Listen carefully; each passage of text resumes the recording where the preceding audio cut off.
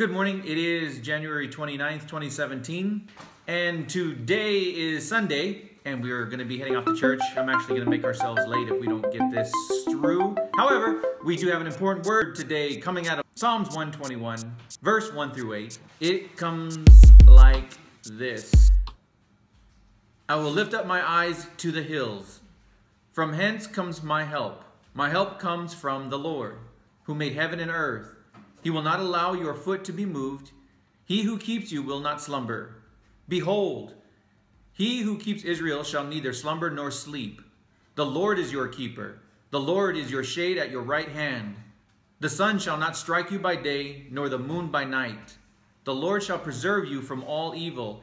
He shall preserve your soul. The Lord shall preserve your going out and your coming in from this time forth, and even forevermore. Now that was a really long verse for today, but it is Sunday and it is something definitely to look into. I am going to dive into it a little bit deeper today and see what the rest of today holds. I do work the late shift today, so it is going to be another long day and long night because I have to open the next morning at 4 a.m. or something or other. Anyway, I need to go to church. I'm out. Thank you. At it again. Stopped over here at McDonald's to get ourselves something to eat before church. I told you I was going to run us late because we should have taken off and done this much earlier. So great service today. We talked a lot about the tithing.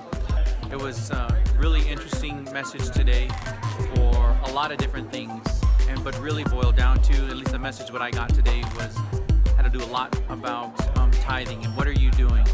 A lot of people have the misconception with the tithing, and if you really listen or want to listen to the podcast, you can see the podcast here at Cornerstone Christian Center.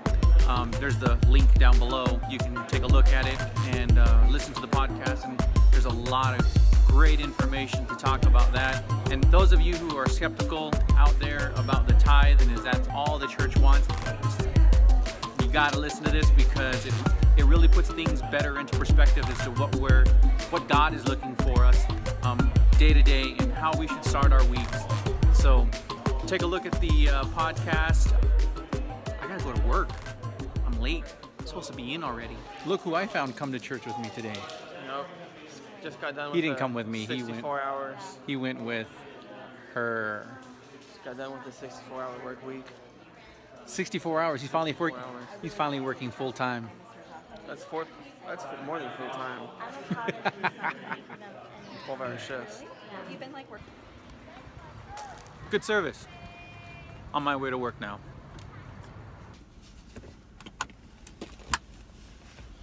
All right. So to recap today in service today, it actually went kind of long, a little longer than what I thought it was going to go. Oh well. So today it talked about a lot about tithing. Let me roll this up. It's probably really loud. Hang on. So today they talked a lot about tithing. It really resonated with me, let alone the entire church body, about the tithing. And one of them, obviously, the tithing. When you first hear about tithing, you think about tithing, from a monetary standpoint. But what was brought to light was, what about the tithing for your works? What do you do first? How about your talents? Do you tithe your talents? Do you tithe your testimony? Those types of things. And it's amazing when you sit there and you're like listening to this, and then you really start to chew on it there in service, and then you really wrap your head around the whole idea of tithing and what have you done with those talents, those God-given talents of what you're doing. And it's something, for me, that's something that I have a hard time with, because I have a hard time with it because I don't think that I'm using my talents where I should be, where I can be, where I should. That's the thing that bothers me the most, because I know I can do things with my hands. I know that I'm good with certain things, and then I know that I just have poor execution on other things. I can readily admit that. But problem is that I just don't like move forward. Like I'm very indecisive, and I'm trying to figure out like where I want to put my roots in and stick with it and do it. And I've done that now for the job that I have now for quite some time. This is a bumpy road. I've done that now for quite some time. It's just, you know, I feel like I'm going into the second half, or I'm reaching that second half of that pivotal point in your life, and what to do then. And most people, especially in my age, would be like, you know what, you already should have your job. You should start thinking about retiring. And it's true, I have been since I started with this company. I, you know, put some money away for my retirement and those types of things, but I just feel as though that I was destined to do something even greater, and it's got to be something with the Lord. I know it, I feel it. I feel the Holy Spirit tugging on me, and I know that I can wrap myself around that even more, but the problem is I just don't know where to start. And I guess that's the thing, you know, that's the other thing. I'm too introvert to go and approach somebody.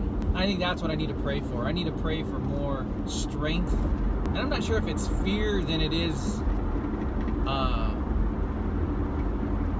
don't know what it is. Maybe it is fear. I don't know. That's what I'm trying to figure out. What keeps me from going and approaching somebody to go and find out the answer? Like, I always try to figure it out myself. Like, I'll do it myself. And that has been my character. That's for sure. I'll do it myself. And it takes me longer rather than somebody who's already figured it out, just to move forward and get it done.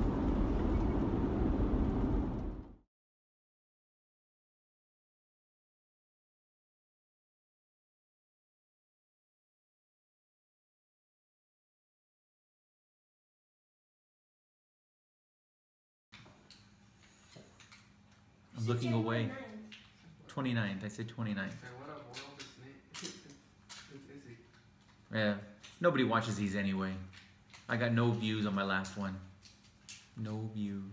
Not even my own family. I haven't looked at the new one yet. It's not worth it anyway, really. They're just vlogs. Anyway, it is January 29th, 2017.